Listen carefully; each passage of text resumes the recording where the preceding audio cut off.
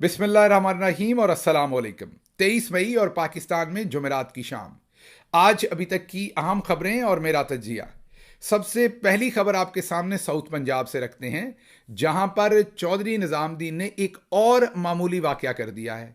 जी हां, और ये बात सुनते ही जो दोस्त मेरा वीलॉग सुन रहे हैं और उनका ताल्लुक पंजाब पुलिस से है, वो सुकड़ के सहम के बैठ गए होंगे। नहीं, आपको इस दफ़ा सहमने की, सुकड़ने की ज़रूरत नहीं है। इस दफ़ा बारी आपकी नहीं है, बल्कि बारी किसी और की आई है। चौधरी निज़ामुद्दीन इंसाफ पर बिलीव करते हैं, डाइवर्सिटी पर बिलीव करते हैं, इक्वल अपॉर्चुनिटी पर बिलीव करते हैं, बांट कर देने पर बिलीव करते हैं। इसलिए वो तमाम इदारों को और पूरी कौम को इस तरह की चीज़ें बांट कर बराबर हिस्सों में देते हैं। आपकी बारी लग चुकी, आप एक सबाई अदारा थे। इस दफ़ा चौधरी निज़ामुद्दीन ने एक वफाकी अदारा चुना है, ताकि किसी को एतराज़ ना रह जाए कि किसी के साथ यकसा सलूक नहीं किया जा रहा। तो इस दफ़ा बारी आई है मामूली वाक़े की, मीन पटाई की, मीन कुट चढ़ाने की। वो बारी आई है पास्को की। अब आप में से बहुत सारे सोच रहे होंगे, ये पास्को क्या है? पास्को वफाकी अदारा है जो गंदम खरीदता है, और इस दफ़ा हुकूमत ने पॉलिसी बनाई है कि हर किसान को 6 बोरियां देनी है, क्योंकि वो जो हुकूमत की दी हुई बोरियां, उनको बारदाना कहते हैं। उन बोरियों के अंदर किसान गंदम भरकर वापस हुकूमत को बेच सकता है, क्योंकि उस हिसाब से वो बोरी का जो साइज़ होता है वो भरना ज़रूरी होता है। उससे हुकूमत को पता लगता है कि इसका वज़न पूरा है। तो अब मेजर फैसल लालिका, उनको ज़्यादा बोरियां चाहिए थी। अब चौधरी निज़ामुद्दीन ने चंद दिन पहले हमें बताया था कि आइन का एक आर्टिकल 19 है, आइन का एक आर्टिकल फलां है। तो मुझे लगता है कि पास्को के भाई साहब जो हैं वो इस बात को सीरियस ले गए। उन्होंने आइन के आर्टिकल्स के एन मुताबिक, क्योंकि उन्हें लगा कि आइन के मुताबिक सारे शहरी बराबर हैं, तो उन्होंने मेजर फैसल लालिका साहब को कहा कि जी तमाम लोगों को 6 बोरियां मिलनी हैं, क्योंकि पाकिस्तान के आइन के मुताबिक सब लोग बराबर हैं। लेकिन उनको यह भूल गया कि यह आइन बाकी लोगों के लिए है, चौधरी निज़ामुद्दीन या उनके रिप्रेजेंटेटिव्स के लिए यह आइन नहीं है। और फिर उनको यह भी समझना चाहिए कि खरबूजा दूसरे खरबूजे को देखकर रंग पकड़ता है। जब ऊपर बैठे चौधरी निज़ामुद्दीन जो है वो पूरे पाकिस्तान की लाल कर सकते हैं गाल, तो फिर फैसल लालिका साहब क्यों नहीं करेंगे? तो फैसल लालिका साहब ने भरपूर अपने फ़राइज़ की अंजामदही की और पास्को एहलकार को के साथ मामूली वाकया किया, उनकी पिटाई की, उनके ऊपर तशद्दुद किया, उनके कपड़े फाड़ दिए। और ज़रा सुन लीजिए ये पास्को एहलकार क्या क्या रहे हैं। मेजर फैसल, हाँ मेजर फैसल, मेजर फैसल नहीं लालेगा मने मारे केड़ी जगह ते आके दफ्तर में बैठ गए थे। पीएम ऑफिसर साहब को साहब बाहर निकले हैं। ਤੁਹਾਡੀ पोस्टिंग की है? जी पोस्टिंग इतने बाहर की गए। चार केड़े बाकी बाहर सेंटर ते? चौक लालेगा। आ जाओ यार। सुन लिया आपने, अपने मुंह से बता रहे हैं कि ये मेजर साहब ने किया है। अब जो नून लीग है उनका भी बहुत लगाव है आजकल चौधरी निज़ामुद्दीन के साथ। आप सोचते हैं ये ऐसे ही लगाव है क्योंकि हमारी हुकूमत रही, हमारा तो लगाव ना बना। हमारे ज़माने में तो चौधरी निज़ामुद्दीन लठ लेकर पूरे 3-4 साल हमारे पीछे पड़े रहे, हुकूमत के अंदर भी और हुकूमत के बाहर भी। हुकूमत के वक्त भी हम आगे आगे थे, ये पीछे पीछे थे, और हुकूमत से निकले तब भी हम आगे आगे और चौधरी निज़ामुद्दीन पीछे पीछे। तो गिद्दड़ सिंह ही क्या है फिर नून लीग के पास कि करूरा मिलता है, एक ही तरह की आदात हैं, एक ही तरह की चॉइसेस हैं। क्या वजह है आपको बता देते हैं जनाब। पीपी 272 272 से नून लीग के एमपी हैं राणा अब्दुल मनान साजिद। जी हां, अब्दुल मनान साजिद साहब ने चौधरी निज़ामुद्दीन के कदमों पर चलते हुए, उनकी ट्रेनिंग आप कह लें, उनकी जो मोटिवेशन दी हुई है उस पर अमल करते हुए उन्होंने असिस्टेंट कमिश्नर की ठुकाई की है। मैंने आपको कहा ना कि ये नून लीग हो या चौधरी निज़ामुद्दीन हो, ये बराबरी पर यकीन रखते हैं, डाइवर्सिटी पर बिलीव करते हैं, इक्वल अपॉर्चुनिटी पर बिलीव करते हैं, इक्वल डिस्पेंसेशन ऑफ मारकुटाई पर बिलीव करते हैं।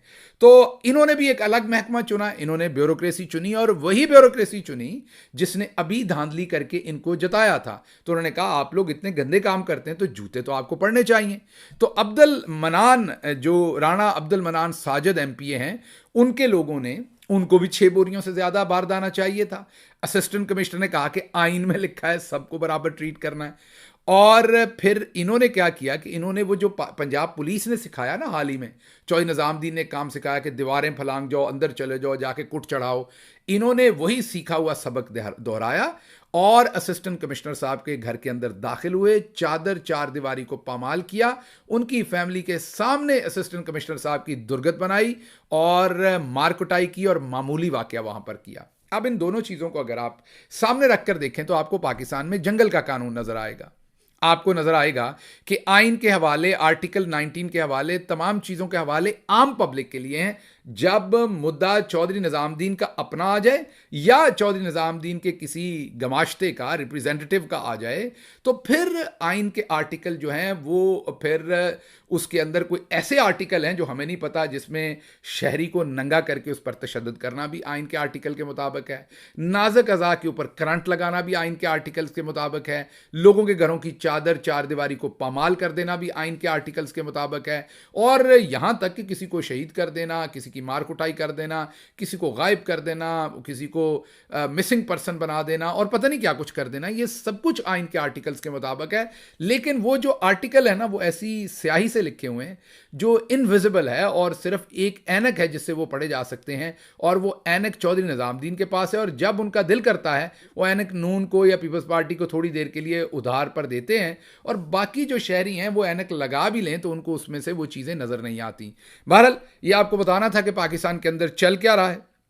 अगली खबर आपको देते हैं कि पाकिस्तान तहरीक इंसाफ से के दफ्तर में अक़वाम मुत्तहिदा का वफ्द मिलने आया। वफ्द अभी बैठा था, बातचीत कर रहा था इंसानी हकूक़ की पामाली, पाकिस्तान में क्या हो रहा है, रऊफ़ हसन साहब के ऊपर जो अटैक हुआ, कि ऐन उस वक्त पुलिस पहुंच गई।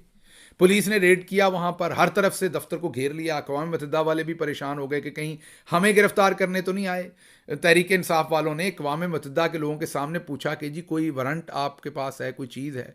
तो उन्होंने कहा कि आप कौन होते हैं? पुलिस वालों ने कहा हमसे वारंट पूछने वाले। बिल्कुल जायज़ कह रहे हैं पुलिस वाले, हम कौन होते हैं? हम तो आम सी एक पॉलिटिकल पार्टी हैं, आम सिविलियन से लोग हैं, हमारा क्या है जनाब? असल तो फैसल लालिका साहब ने जो है ना, वो उनके पास वारंट थे जो उन्होंने पास्को वाले का हाल किया। इसी तरीके से अब्दुल मनान साहब के पास जो हैं वो वारंट थे जो उन्होंने असिस्टेंट कमिश्नर जतोई मुजफ्फरगढ़ में उनके घर में घुसकर किया है। तो बहरहाल अब अक़वाम मुत्तहिदा भी देखता होगा कि यहाँ पर क्या हो रहा है। अगली खबर आपके सामने रखते हैं, वो है पीपल्स पार्टी की मुनाफकत, काले कानून में हिस्सेदार। आपको पता है कि अभी पंजाब असम्बली में बाजी मरियम को अब मुकद्दस बाजी, गाय तो नहीं मैं कह सकता, मेरी बाजी हैं वो, मुकद्दस बाजी बनाने के लिए कि उनके बारे में कोई बात, कोई तनकीद ना की जा सके, उनका फाइनेंशियल जो किसी किस्म का भी कोई रॉन्ग डूइंग है उसके ऊपर तनकीद ना की जा सके, तो नया बिल पास करवाया गया है हत्या के इज्जत का। चौधरी निजामुद्दीन भी साथ मिले हुए हैं वो भी, और वो बिल रातों रात पास करवाया गया। पूरा मीडिया चीख तो रहा है लेकिन बाजी मरियम का नाम नहीं ले रहा। पता नहीं लिफाफे के तले दबे हुए हैं, मैंने कल भी कहा, या वो बाजी मरियम को इस काबिल ही नहीं समझते, उनको लगता है वो कुछ नहीं कर रही, सब कुछ निजामुद्दीन कर रहा है। लेकिन यहां पर पीपल्स पार्टी ने जो गुगली करवाई है वो बड़ी शानदार है। जब यह बिल मंजूर हो रहा था तो अगर आप रिकॉर्ड देखते हैं असम्बली का, तो 5 मेंबर हैं पीपल्स पार्टी के, पांचों के पांचों मौजूद थे, अंगूठे भी लगाए, पांव के अंगूठे भी लगाए और बिल पास किया। अब पीपल्स पार्टी ने गुगली मारी है कि हम ये जो काला कानून है मीडिया के खिलाफ पास हुआ, हम इसका हिस्सा नहीं। वाह रे मुनाफकत वाह। वैसे पीपल्स पार्टी की भी क्या जो है ना वो खूबसूरती है कि पीपल्स पार्टी हर चीज़ ही जो है ना वो ऐसी देती है कि उसको इधर से पढ़ लें तब भी वैसी होती है, इधर से पढ़ लें तब भी वैसी होती है। जैसी उर्दू बोलते हैं हमारे बिलावल भाई, उसी तरह की पीपल्स पार्टी की पूरी सोच और पॉलिसी है। जैसे उनकी उर्दू की समझ नहीं आ सकती, ऐसे ही पीपल्स पार्टी की सोच की समझ नहीं आ सकती। पीपल्स पार्टी ने भुट्टो साहब को भी बेचना है और इनकलाबी भी बनना है। उन्होंने बेनज़ीर शहीद साहबा की शहादत को भी बेचना है और इनकलाबी भी बनना है, और डिक्टेटर्स की गोद में बैठकर हुकूमतों के मज़े भी लेने हैं, करप्शन भी करने हैं, काले कानूनों के ऊपर अंगूठे भी लगाने हैं, और फिर उन्होंने लिबरल भी बनना है, जमहूरियत पसंद भी बनना है, आइन के बहुत बड़े अलमबरदार भी बनना है, इंसानी हकूक़ के अलमबरदार बनना है। उन्होंने अवाम की वेलफेयर की बातें भी उन्होंने करनी है। ये जो मुनाफकत है ये किसी और के पास नहीं है। लेकिन पाकिस्तान करे क्या? पाकिस्तान को इनकलाबी भी इसी तरह के मिलते हैं। मेन कोई चीज़ तो खालस हमारी किस्मत में नहीं है। हम रोते हैं कि दूध खालस नहीं मिलता। ओ भाई, एक दूध है, दूध खालस नहीं है, दवाई खालस नहीं है, मिर्चें खालस नहीं हैं, उनके अंदर ईंटें डाल देते हैं। बच्चों के जो बच्चों के सप्लीमेंट्स होते हैं, जो फार्मूलाज होते हैं, बेबी फार्मूलाज, वो हमें जो है वो किसी भी तरह से इंटरनेशनल स्टैंडर्ड्स के मुताबिक नहीं मिलते, खालस नहीं मिलते। चलें ये बातें तो थी कि अशियाए खुर्दोनोश जो हैं वो हमें खालस नहीं मिलती, लेकिन आप ज़रा गौर कीजिए, हमें तो डिक्टेटर भी खालस नहीं मिलते। जो डिक्टेटर आता है वो जमहूरियत पसंद बनने की कोशिशें करता है। अयूब खान खान आए, उन्होंने इलेक्शन लड़ने शुरू कर दिए, याद कीजिए। जिस वक्त ज़ियाउल हक आए, उन्होंने भी इलेक्शन करवाए अपने नीचे, उन्होंने एक जमातें ही नहीं खड़ी कर दी। उन्होंने अयूब खान जो थे वो भुट्टो साहब को लेकर आए थे आपके सामने, उन्होंने भुट्टो साहब की आबियारी की और उन्होंने मुल्क तोड़ दिया। मुल्क तोड़ने का जाहिर है वाज़े हिस्सेदार अयूब खान भी थे और उसके बाद याया खान भी थे। तो वो मुल्क तोड़ गए जाते जाते, ये मेहरबानी की, उनको बुखार चढ़ा कि मैंने डेमोक्रेटिक होना है। और उसके बाद ज़िया साहब आए तो उन्होंने जन्म दे दिया नून लीग को, और उसमें से नवाज शरीफ साहब और ये सारा ख़ानदान, करप्शन, क्लाशनकोफ और वो सब कुछ, और सेक्टेरियन जो हमारे अंदर एक कॉन्फ्लिक्ट्स आ गए हैं, फॉल्ट लाइंस बन गई हैं, वो सब कुछ हमें ज़ियाउल हक साहब दे गए। मुशर्रफ साहब आए तो उन्होंने हमें एमक्यूएम पहले भी थी, लेकिन उनके ज़माने में फिर जो कुछ एमक्यूएम ने किया, कराची का अमन से लेके तमाम चीज़ें, वो मुशर्रफ साहब दे गए, और साथ इस करप्ट टोले के साथ एनआरओ करके वापस हमें दे गए। और जो 8-9 साल रहे वो भी उन्होंने जमहूरियत पसंद बन के काफ लीग और दूसरी तमाम पार्टीज़ के साथ मिलकर उन्होंने अपनी जो है वो चमड़े के सिक्के चलाए। कहने की बात मेरी ये है कि कुछ भी तो खालिस नहीं मिलता। जो पॉलिटिशियंस हैं वो मैंने आपको पीपल्स पार्टी की हालत बता दी है कि लिबरल हैं, जमहूरियत के अलमरदार हैं, साथ ही डिक्टेटर की गोद में बैठे हुए हैं, मज़े भी लूटने हैं। PMLN है, वो कहते हैं कि जी हम तो वोट को इज़्ज़त दो वाले हैं, लेकिन बूट को भी इज़्ज़त देनी है, फार्म 47 के ऊपर जीत कर बड़ी ढिठाई और बेशर्मी से हुकूमत भी करनी है, और उसके बाद कहना है कि हमारा एहतराम भी करें, हम तो जमहूरियत पसंद है, हम अच्छे लोग हैं, हम एक ऐसी पार्टी हैं जो जमहूरियत वाली हैं। मतलब ना सियासतदान हमें खालिस मिलता है, ना हमें डिक्टेटर खालिस मिलता है। डिक्टेटर आता है तो भाई तुम्हें 5-6 साल जो मिले, तुमने आइन तोड़ा, कानून तोड़ा, अपना हल्फ तोड़ा, तो चलो कुछ डिलीवरी कर जाओ। नहीं, कसम खाई हुई है कि कानून आइन तो तोड़ना ही तोड़ना है, डिलीवर नहीं करना। डिलीवर करने के वक्त उन्होंने पॉलिटिशियन बन जाना है, और पॉलिटिशियंस ने डिलीवर करने के वक्त जो है वो डिक्टेटर की गोद में चले जाना है। तो कोई चीज़ खालिस हमारे हक में नहीं। अब आप सोचते होंगे मज़हब खालिस मिलता होगा, नहीं जनाब, मज़हब भी हमें खालिस नहीं मिलता। उलमा की भी ज़्यादा फोकस जो है वो इस बात पर है कि एक को दूसरे से लड़ाना कैसे है, तशद्दुद कैसे फैलाना है सोसाइटी के अंदर, नफरत कैसे फैलानी है। उलमा का, मैं सारों का नहीं कहता, लेकिन काफ़ी सारे उलमा का फोकस इस चीज़ के ऊपर है। बजाय इसके कि वो लोगों को तालीम दें अपने इखलाक से, बजाय इसके कि वो माशरे को इकट्ठा करें, माशरे के अंदर सुलह फहमी फैलाएं, वो नफ़रतें फैलाने के चक्कर में लगे हुए हैं। और अगर वो कोई काम करते ही करते हैं तो वो इम्प्लीमेंटेशन करने को निकल पड़ते हैं। जी हाँ, इम्प्लीमेंटेशन मीन जो उनका काम नहीं है वो काम करते हैं। तो मतलब हर शख्स यहां पर वो काम करता है जो उसका नहीं है। वकला के बारे में सारी ज़िंदगी हम सोचते रहे कि बहादुर तबका है, जब इंसानी हकूक़ की खिलाफ वर्जी होती है उस वक्त वकला निकलते हैं। 2007-8 की वो सारी तहरीक याद कीजिए। अब हमारा वो भरम भी ख़त्म हो गया कि उसके पीछे तो जनरल कियानी थे, क्योंकि वो जनरल मुशर्रफ को गिराना चाहते थे, तो उन्होंने वकला तहरीक को भी उस वक्त डायरेक्टली इनडायरेक्टली इस्तेमाल किया। तो वो जो एक हमारा भरम था, या वो जो एक हमारा ना नंबर 1 का, नंबर नहीं, नंबर 1 का जो हमारे दिमाग में खमार है ना, हमारा PIA नंबर 1, हमारे वकला नंबर 1, हमारे डॉक्टर्स नंबर 1, हमारी ISI नंबर 1, वो सारे खुमार हमारे आहिस्ता आहिस्ता नीचे जा रहे हैं तमाम चीज़ें देख के। अच्छा जी, वकला ने तो हमारा जो बुखार तोड़ा ही तोड़ा। मीन वकला का हाल आजकल ऐसे है कि जैसे सुरमचू को सुरमेदानी में, पता नहीं आपने पुराने ज़माने में देखी है कि नहीं, सुरमेदानियाँ होती थी, उसके अंदर सुरमचू जिससे सुरमा लगाते थे, वो सुरमचू डालकर अगर उसको कस दिया जाए ना, उसके ऊपर बोल्ट होता था, कस दिया जाए तो फिर सुरमेदानी इधर उधर भी हो जाए तो सुरमा बाहर नहीं गिरता था। तो अगलों ने वकला को तो ऐसे कसा हुआ है कि बीच में से सुरमा भी लीक नहीं होता। आपने देखा वकला की तरफ जजेस तो खड़े हो गए, 6 खत लिख दिया, बता दिया कि क्या हो रहा है। हमारी बीवियों तक की हमारी प्राइवेट वीडियोस बनाई जाती हैं, हमारे रिश्तेदार उठाकर करंट लगाया जाता है, हमारे घरों पर बम फेंके जाते हैं। ये सबके बावजूद भी वकला जो है वो ऐसे ही लग रहा है जैसे कुल्फे में वो सवैयां हैं जिनके ऊपर काफ़ी सारी बर्फ़ डाल दी गई है। तो वकला तो ठंडे ठार हुए हुए हैं। अच्छा जी, हमें और भी बहुत सारे वहम थे। हमें हमारे सहाफ़ी भी लगते थे कि बड़े जनाब चोटी के हमारे सहाफ़ी हैं। मुशर्रफ के ज़माने में हम देखते थे जिंदाबाद मुर्दाबाद, हमारे बड़े बड़े जुगादरी सहाफ़ी जो हैं वो हर जगह पर करते थे। अरशद शरीफ शहीद हुआ, किसी ने जनाब किसी ख़ास तरह का प्रोटेस्ट, ख़ास एक हल्की सी आवाज़ से ज़्यादा, नहीफ सी आवाज़ से ज़्यादा आवाज़ नहीं उठाई। सहाफ़ियों को नंगा करके मारा गया, किसी ने आवाज़ नहीं उठाई।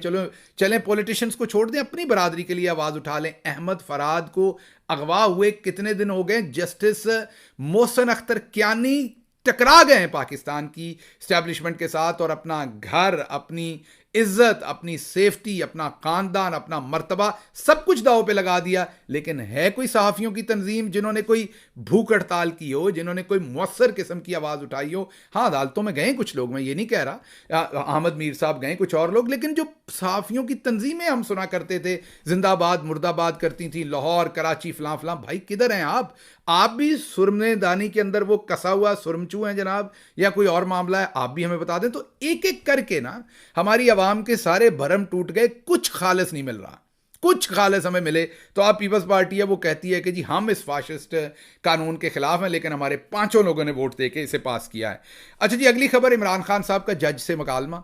जज ने जो अलकादर ट्रस्ट की केस की समाअत कर रहे थे, जज साहब ने कहा कि तारीख अगली जो है वो 30 को है। तो इमरान खान ने कहा कि जज साहब रुक जाएं, 30 तारीख को मेरा सुप्रीम कोर्ट में मैच है, तो तारीख 31 रख लें। तो और अब आप टेम्परामेंट देखें एक बंदे का, अब आप एक बंदे की मोटिवेशन देखें, उसकी ओरिएंटेशन देखें, उसकी दिलेरी देखें कि उसको पता नहीं कि उसको जिंदा छोड़ना है कि नहीं, जो हालात बने हुए हैं, उसके साथियों के साथ जो किया जा रहा है, उसकी बीवी को नाहक जेल में रखा हुआ है, इद्दत में निकाह, टेरियन वाइट, कैसे कैसे घटिया केसेस बनाए गए हैं, फिर भी वो मर्द कलंदर जो है वो डट के खड़ा है और घबरा नहीं रहा। और वो बंदा इस तरीके से कंडक्ट करता है कि चौधरी निज़ामुद्दीन को समझ नहीं आती कि इस तरह की दिलेरी, इस तरह की बोल्डनेस, इस तरह की जो सिर्फ खुदा से डरने की अहलियत है वो हम कहाँ से लाएं। तो बहरहाल जज साहब ने साथ ही तारीख जो है 31 कर दी है, और उन्होंने भी माना कि हाँ इमरान खान साहब का मैच है सुप्रीम कोर्ट में। तो देखते हैं काजी साहब उनको बोलने देते हैं इस दफ़ा भी कि नहीं। अच्छा जी, अगली खबर जो आपके सामने रखनी है वो है जो ईरान के जो सदर, वो उनकी ज़ाहिर आपको पता है कि जो हेलीकॉप्टर हादसे में वो शहीद हुए, वहाँ पर फातह खानी के लिए हमारे वज़ीर आज़म साहब भी पहुँचे, और जब वज़ीर आज़म साहब पहुँचे तो उनके साथ उनके डेंटोनक भी पहुँचे। अब अमूमी तौर पर आप जब फातिहा पढ़ने जाते हैं ना कहीं पर भी, तो आप हमेशा आप किसी से पूछ लें, किसी बुज़ुर्ग से पूछ लें, तो आप फातिहा पढ़ने जाते हुए अपने साथ मुदब्बर लोगों को लेकर जाते हैं, कपड़े भी ज़रा एहतियात से उसी तरह के आप पहनते हैं, वहाँ पर खाते भी एहतियात से हैं अगर आपको कोई चाय पानी देता है।